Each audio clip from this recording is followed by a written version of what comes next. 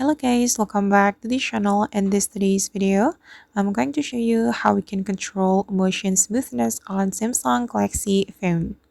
Okay, let's get into it. First thing first, we can go to our settings application, and after we have our settings application opened, we can go to the display setting. Click on the setting, and here we can control our motion smoothness. If you don't have this feature on your Samsung Galaxy phone, it means that you're not able to change or customize your motion smoothness. And if you have this feature, you just need to click on it. And as you can see here, I have two different screen refresh rate. I can choose high and standard.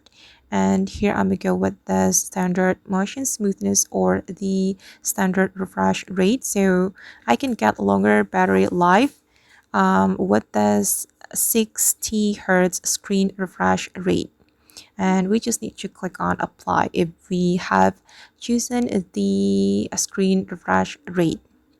Alright guys, and that's how we can control motion smoothness on Samsung Galaxy phone.